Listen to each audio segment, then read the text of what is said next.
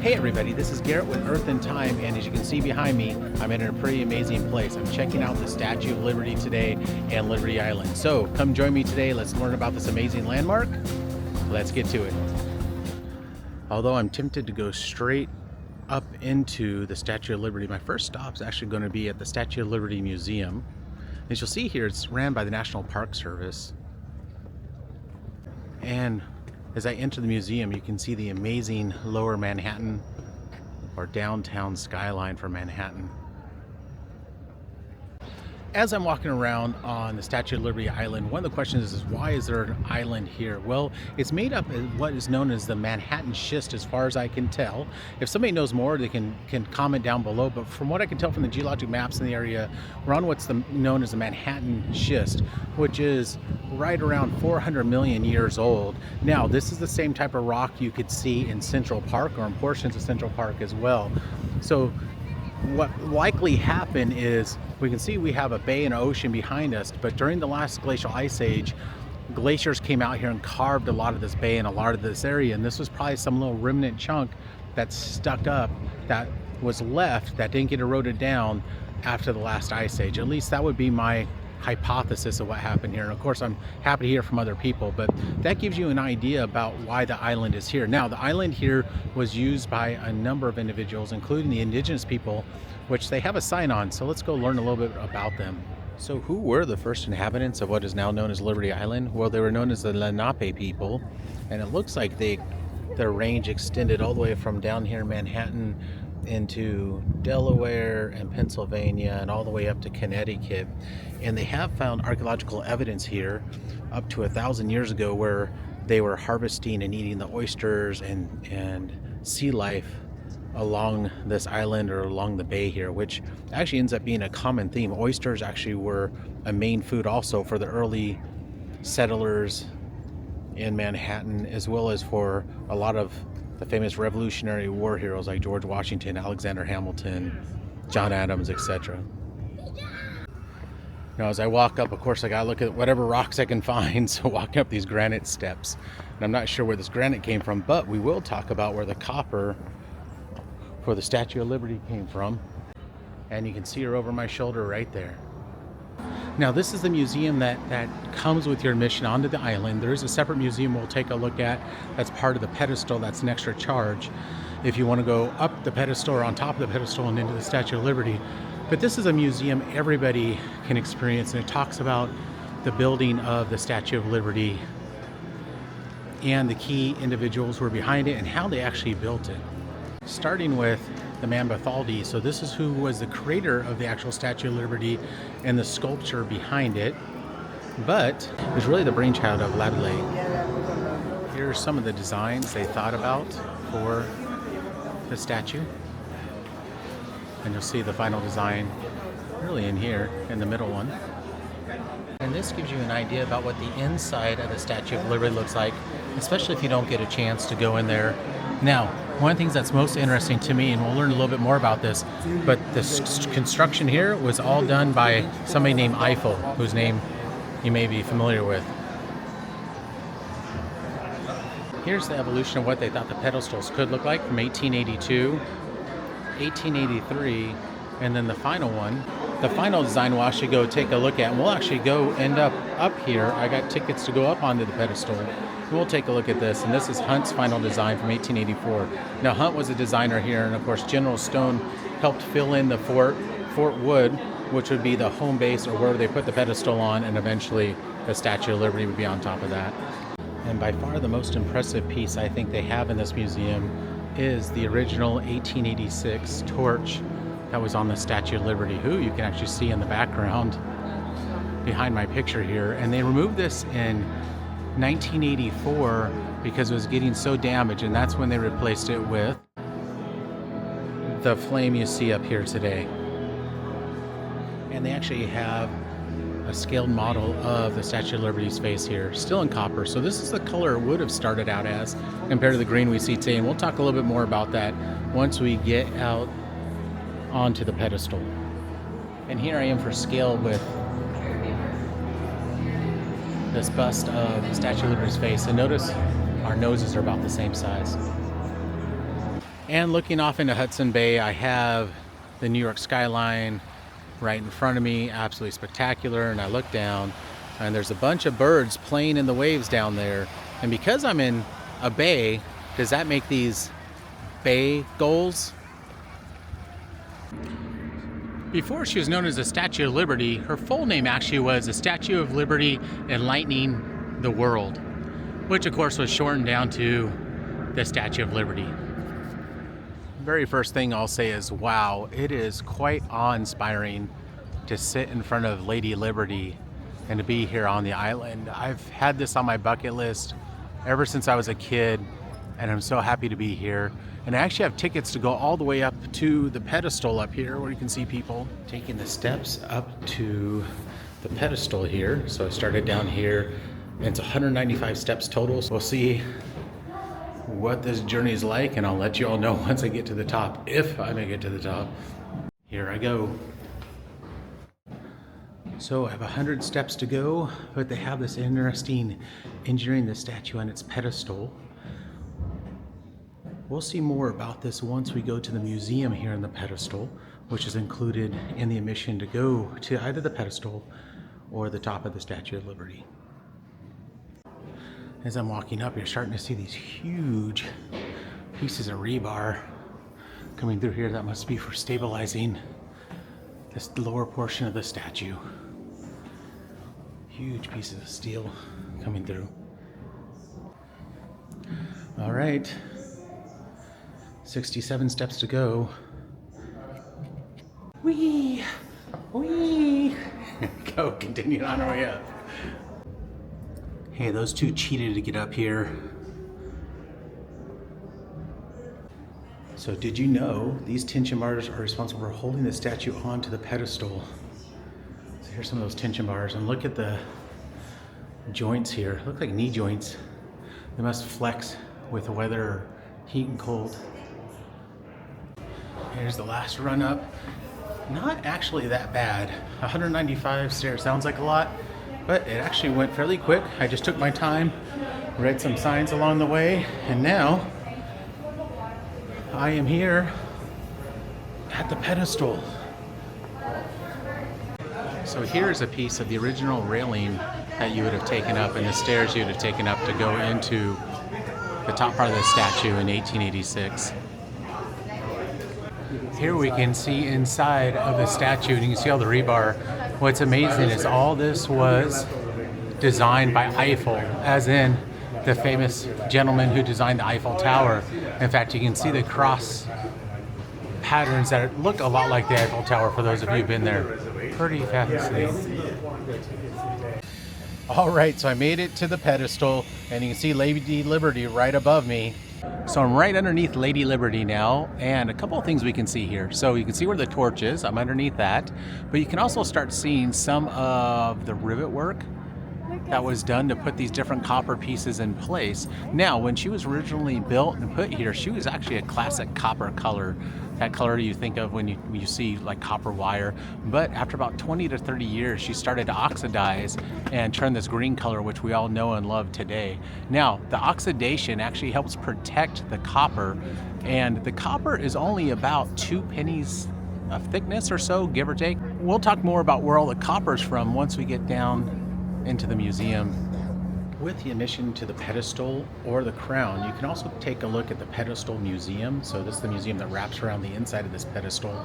Now it's pretty similar to the museum you'll see with your regular ticket over here, but there are a couple extra unique items here, and specifically one which I'm really excited to see. So this does a really nice job in this museum with the fewer crowds of walking through this story, starting all the way off with the initial French Laboulaye, if I'm saying that right, who actually had this idea to put this monument in place to celebrate liberty and freedom between the French and the American people, specifically during the Civil War, when he and the French saw the American Union Army fighting off the Confederacy to try to free those who were no longer free, which they thought was central to this concept of liberty. From there was this young sculptor named Bartholdi who decided to take on the challenge of, let's make a monument to memorialize the independence of both America and France. And This will be a combined monument and a gift to the United States. And let's make it bigger than life, something like the old Colossus. Now, to do that was going to take design. What do we want this thing to look like? And then more importantly, how do you build a giant statue like that would eventually sit in the United States? The early influences were Lady Liberty, and a lot of art during that time really pulled from the concept of Greek and Roman architecture and ideas. And so he came up with this idea of Lady Liberty. So making the statue was a huge feat because she was going to be one of the largest statues ever, even bigger than the Colossus. And she would end up being 151 feet tall to the top of the torch. So how do you build something that large and that heavy? Well, you have to use some lightweight material, things like copper for the outside, but then she had to have strength, especially since the site that was picked for her was going to sit in New York Harbor, where they can have high winds, and of course you had extreme temperature changes, including going from freezing to extremely hot. And so the metal had to be able to flex and move and be stable in all those conditions, and of course not collapse upon itself. And this is a picture of New York Harbor and Bedloe Island out here back in the 1800s. So they would use copper, and actually copper mined from outside Stavanger, Norway, to actually cover the statue, but the inside of the statue had to have strength, and he had to incorporate a number of techniques and needed a world-class architect to do that.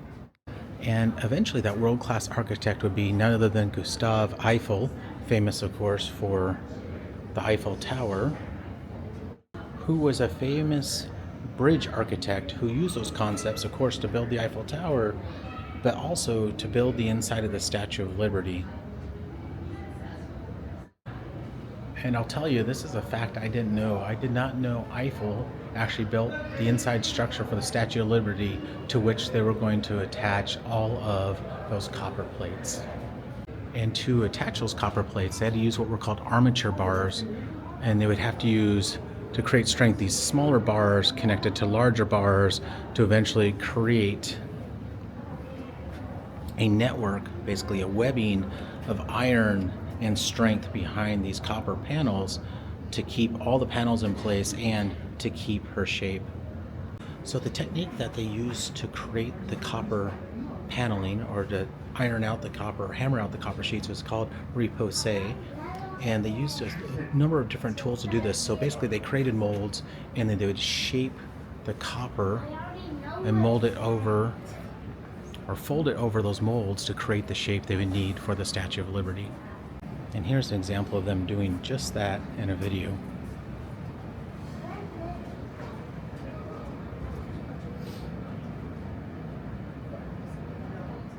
One of the other things I didn't know is they actually built the Statue of Liberty in Paris first to make sure she was going to fit together, and it actually rose above the city over the course of about 2.5, almost 3 years. They built it in Paris, and then they would of course disassemble it and sail it to the New York Harbor in June of 1885. In 1886, construction began, where the crew started putting it together on top of Fort Wood and Bedloe Island. And they have a series of pictures here just showing what the reassembly looked like, including some pictures of some of the workers. Finally, on October 28, 1886, she was revealed, and President Grover Cleveland saluted Bartholdi, the sculptor of the Statue of Liberty, and called it the greatest man in America today. Now that we've learned about the Statue of Liberty, a bit about its history from both museums, let me point out the one thing I was really excited to see here within the museum. Inside of the Pedestal Museum, they actually have this memorial to Emma Lazarus, who actually wrote the new Colossus poem, which says, "Give me your tired, your poor, your huddled masses yearning to breathe free." And this is the plaque that everybody saw who came here, and why this saying became so important, especially when a number of individuals were fleeing from fascist Europe. So this really held a much deeper meaning for many people than when it was originally placed here.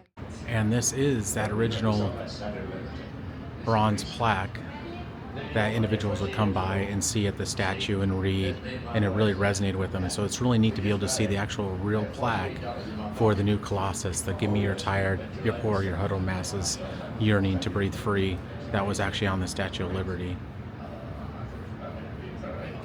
Pretty moving to be standing here in front of this. Taking a little bit of a different view here of the pedestal and the Statue of Liberty. What I want to do is go up there and talk a little bit about the granite that makes up the pedestal for the Statue of Liberty. And this is known as a Stony Creek granite, and it was actually quarried in Connecticut, and it's actually a 600 million year old granite. So what you actually see here is you see some hornblende as well as mica. You can also see some feldspars in here, orthoclase, as well as quartz. So that's the white. So the pink is feldspar, orthoclase. The black is either going to be some kind of maybe hornblende and or biotite. In fact, you can see some little shiny pieces there. That's definitely biotite. And so this is a type of granite. Now, this looks like it's been a bit metamorphosed. So what does that mean? It means it went through some kind of extra pressure and tectonic activity, probably associated with the formation of Pangea, being that these are 600 million year old granites. The other thing to point out here is you can see the copper staining. So the Lady Liberty up there is slowly leaking. The copper oxides, the rust is coming down with the water during rainstorms, probably due to things like acid rain, and slowly starting to peel some of those oxidized layers off. And that's why you get copper staining down the flanks on top of the Stony Creek granite. We looked at what the pedestal looked like in the visitor center, but I gotta say it's really neat to see it up close and seeing how they sculpt these circular features. And it looks like there used to be a plaque or something associated with it here, but you can see how they sculpted each of these. I'm sure that was a lot of work because granite can be a pretty tough rock. Okay, from the base of the pedestal here, let's head down to Fort Wood, which is where the 11-pointed star comes from, for which the Statue of Liberty stands on. So they filled in this 1800s fort that was built to protect the harbor during the War of 1812. We'll talk a little bit more about that here in a second. And we can walk along and check out some of these old ramparts where they would have the cannons sticking out into the bay, but they also have some pieces of the original fort that we can take a look at. So we're actually sitting on top of what's known as Fort Wood, which is a fort that was built in defense of the New York harbor for the War of 1812. Now, what's special about that is New York actually was occupied throughout much of the American Revolution. So the American government at that time recognized there's always a threat from Britain as well as potentially from France. So they never wanted New York to be occupied like it was during the American Revolution. So they built a whole series of forts around the harbor here in the bay. Now, because of that, it was never attacked or never saw action. But what is left here are actually the battlements from the 11-starred Fort Wood that would have had cannons at each of these corners that would have been protecting the bay out here in case of another British invasion during the War of 1812. And they did keep some of the portions of old Fort Wood, and we'll take a look at that as we go down these stairs and exit the pedestal. We can see some of the old rockwork here, and one of the best parts is we can actually see where this may have been where they stored some of the cannons or material or shot, and you can see where they filled this in. But this is part of the original Fort Wood, all filled in. And we can see some of the original stonework here as well.